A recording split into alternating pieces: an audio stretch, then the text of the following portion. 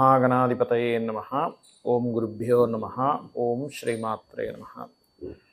మనం ఈరోజు చెప్పుకోబోయే టాపిక్ ఏదైతే ఉందో అది శ్రావణ మాసంలో శ్రావణ శుక్రవారాలు చేస్తుంటారు. అదేవిధంగా సోమవారాలు, శ్రావణ మంగళవారాలు కూడా చేసేవాళ్ళు ఉంటారు. అయితే ఈ రోజులు చేసేటప్పుడు పర్టికులర్ లగ్నానికి అంటే 12 లగ్నాల్లో ఆ లగ్నం వారు ఇంకొంచెం వాళ్ళ యొక్క పూర్వజన్మ కర్మ తొలగడానికి ఏం చేసుకుంటే బాగుంటుంది. మనకి శ్రావణ మాసంలో చంద్రుడు శ్రవణ నక్షత్రం మీద పౌర్ణమి వస్తుంది కాబట్టి శ్రావణ మాసము అంటాం. చంద్రుడు మకర రాశిలో ఉండడం అనేటువంటిది ఏంటంటే పౌర్ణమి రోజు కర్మ తొలగించేటువంటి స్థానంలో ఉంటాడు ఆయన. మకర కుంభాలు రెండు కూడా కర్మస్థానాలుగా చెప్తూ ఉంటారు. కర్మకారకుడైనటువంటి ఆ యొక్క శని భగవానుడి యొక్క స్థానాలు కాబట్టి మరి 12 లగ్నాల వారికి పర్టికులర్గా ఇక్కడ ఏ పుష్పాలతో పూజిస్తే మంచిది, భక్తి ప్రధానం అన్నిటికంటే ముఖ్యంగా చెప్తున్నాను, గుర్తుపెట్టుకోండి. ఏ ప్రసాదాన్ని భగవంతుడికి నివేదిస్తే మంచిది, ఏ గ్రహ ఆరాధన ఎక్కువగా చేస్తూ ఉండాలి, ఏ దానం ఇవ్వాలి, అదేవిధంగా మాకు లగ్నము రాశి నక్షత్రం ఏమీ తెలియదు అనుకునేటువంటి వారు మీ పూర్వజన్మ కర్మ దేంతో కనెక్ట్ అయి ఉంది అని మీకు మీరే గుర్తించుకోవడం ఎలాగా, దాని ద్వారా మీరు పరిహారం చేసుకోవడం ఎలాగా అనేటువంటి విషయాలు నేను మీకు చెప్తాను. కన్యా లగ్నము, కన్యా రాశి. కన్యావారికి కనుక చూసుకున్నట్లయితే మీకు పూర్వజన్మ కర్మ అనేటువంటిది చంద్రదోషం రూపంలో వస్తూ ఉంటుంది. కాబట్టి ఈ శ్రావణ మాసంలో ముఖ్యంగా నామం అష్టమి చంద్ర విభ్రాజ దళికస్థల శోభితాయే నమః నామం బ్రహ్మాండంగా మీకు అమ్మవారి యొక్క నామాలు, అమ్మవారి పాదాలను పట్టుకోవడం, అమ్మవారినే కంప్లీట్గా మీరు శరణాగతి పొందడం అనేటువంటిది మంచి ఫలితాలు ఇస్తుంది, గుర్తుపెట్టుకోండి. అలాగే మరొక విషయం ఏంటంటే ఇక్కడ ఈ యొక్క లగ్నం నుంచి గమనించుకున్నట్లయితే ఈ రాశిలో పర్టికులర్గా అంటే ఈ యొక్క లగ్నం వారికి పూర్వజన్మ కర్మ తొలగాలి అంటే శివుని దగ్గర పాలతో, స్వచ్ఛమైనటువంటి ఆవు పాలు దొరకలేదు, కనీసం విభూది వేసినటువంటి నీటితోనైనా, చాలామందికి దొరకకపోవచ్చు, ప్రాబ్లం ఉండొచ్చు, విభూతి వేసినటువంటి నీటితోనైనా సరే అభిషేకం చేయడం చాలా మంచిది. అదేవిధంగా తెల్లటి పుష్పాలతో అభిషేకం చేయడం, చంద్రగ్రహం దగ్గర దీపారాధన చేయండి. నెలంతా కూడా మీకు ఏదైనా మానసిక స్ట్రెస్ ఉన్నా లేకపోతే లిక్విడ్ క్యాష్ ప్రాబ్లమ్స్ ఉన్నా కూడా క్లియర్ అవ్వడం జరుగుతుంటుంది. ఒక్క పని కూడా చేయండి, ఏంటంటే అది నువ్వులు నూనె, శని భగవానుడు దగ్గర దీపారాధన చేయడం నువ్వుల నూనెతో, లేదా శనికి తైలాభిషేకం చేయడము, చంద్రగ్రహం దగ్గర శని చంద్రగ్రహాల దగ్గర దీపారాధన చేయండి. అదేవిధంగా మరొక విషయం ఏంటంటే ఇక్కడ మీకు ప్రసాదం ప్రత్యేకంగా బెల్లముతో తయారు చేసినటువంటి పదార్థాన్ని ప్రసాదంగా స్వామివారికి నైవేద్యం పెట్టి మీరు తినడము, 10 మందికి పంచడం చేయండి. ఎంత పంచితే ప్రసాదం అంత మంచిది, గుర్తుపెట్టుకోండి. అది కూడా ఎలాగా మంచి ప్రోడక్ట్ అంటే మంచి వస్తువులతో చేయాలి. ఎప్పుడు కూడా ఏదో నాసిరకమైనటువంటి సరే మనం తినట్లేదు కదా పంచేదే కదా అనేటువంటిది చేయకూడదు, గుర్తుపెట్టుకోండి. చెయ్యరు చాలామంది, తెలియక చేసే వాళ్ళ గురించి చెప్తున్నాను.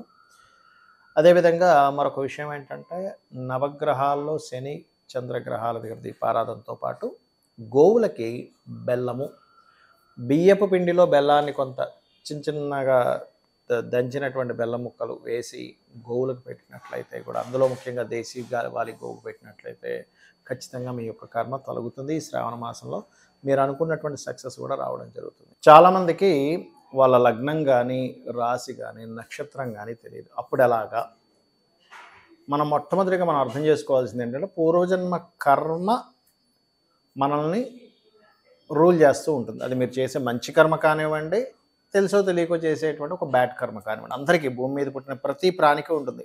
మీకు, నాకు, అందరికీ ఉంటుందండి, వీళ్ళేమో ఎక్సెప్షన్ కాదు దానికి. అయితే ఇక్కడ మీకు ఒకవేళ ఎక్కువ అప్పుల బాధలు ఉన్నాయి, బాగా అప్పులతో ఇబ్బంది పడుతున్నారు అనుకోండి, ఈ శ్రావణ మాసంలో మీరు బిల్వపత్రంతో పూజ చేస్తూ సూర్య నమస్కారాలు ఎక్కువగా చేయండి. ఎంత సూర్యుడు ఆరాధన చేస్తే దాంతోపాటు ఓం అపర్ణాయై నమః అనే మంత్రం కనుక చేసుకుంటే అప్పులు క్లియర్ అయిపోతాయి. అలా కాదండి, నాకు ఆల్మోస్ట్ మిస్గైడింగ్ అవుతుంది, నేను ప్రతిసారి మిస్గైడింగ్ వల్లే ఇబ్బంది పడుతున్నాను అంటారు. వాళ్ళకో పూర్వజన్మ కర్మ ఉంటుంది.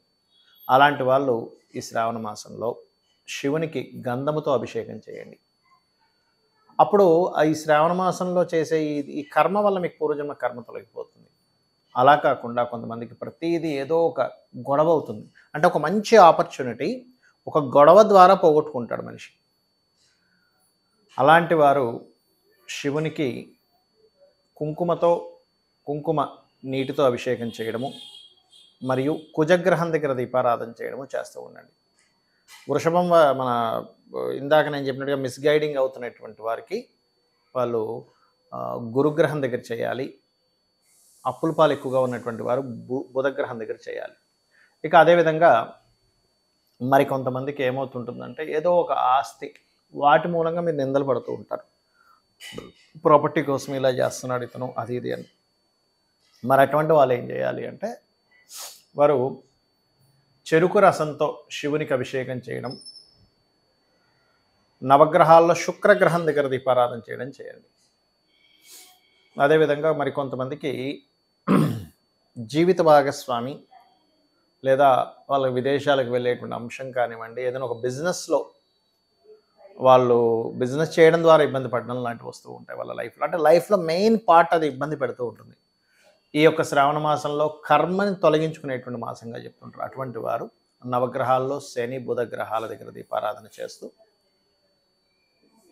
స్వామివారికి అంటే పరమేశ్వరుడికి శివలింగం దగ్గర గంధపు నీటితోని లేదా నూనెని దానంగా ఇచ్చి అక్కడ ఎక్కువ దీపారాధన చేయడం చేయండి శివాలయంలో.